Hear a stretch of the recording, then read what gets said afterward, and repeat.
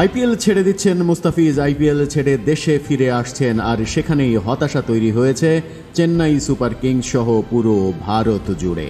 এবার এই প্রথম বাংলাদেশি কোনো খেলোয়াড়কে নিয়ে ভারতে এত বেশি উন্মাদনা, কোনো আইপিএলের দলের এত বেশি নজর কাড়ার ব্যাপারটি বাংলাদেশি খেলোয়াড়দের বেলায় এর চাইতে বেশি এর আগে কখনোই ঘটেনি। ইতিহাসের সেই সেরা ঘটনাটা এবার মুস্তাফিজ তার দারুণ পারফরমেন্স দিয়েই ঘটিয়ে দিয়েছেন।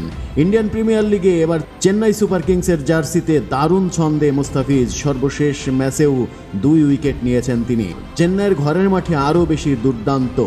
যখন শেষ ম্যাচ খেলছেন তিনি পাঞ্জাবের সঙ্গে, তখন আক্ষেপে পড়ছে পুরো চেন্নাই। টুর্নামেন্টে মাঝ পর্যায়ে দেশে ফিরে আসতে হচ্ছে এই বাঁহাতি পেসারকে।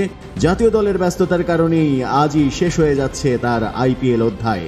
ঘরের মাঠে পাঞ্জাব কিংসের বিরুদ্ধে মুস্তাফিজের দল ব্যাট যখন করছে, ব্যাটিংয়ের পরে মুস্তাফিজ বোলিং, তারপরেই তার অধ্যায় শেষ। মুস্তাফিজকে প্রশংসায় ভাসিয়েছেন চেন্নাইয়ের হেড কোচ স্টিফেন ফ্লেমিং। বলেছেন মুস্তাফিজ এমন কন্ডিশনেও অসাধারণ করেছে যেটা তার বোলিংয়ের সাথে খাপ খায় না। এই উইকেটগুলোতে প্রচুর শিশির থাকে, তার মানিয়ে নেওয়াটা দুর্দান্ত হয়েছে। সামনে মুস্তাফিজকে না পাওয়া প্রসঙ্গে স্টিফেন ফ্লেমিংয়ের কণ্ঠে হতাশা ঝরেছে। মুস্তাফিজের পারফরমেন্স অসাধারণ বলেছেন তিনি। সে দারুণ ফর্মে আছে, সে চলে যাচ্ছে, এটা আমাদের জন্য অত্যন্ত হতাশাজনক। তবে অবশ্যই দেশের স্বার্থ আগে।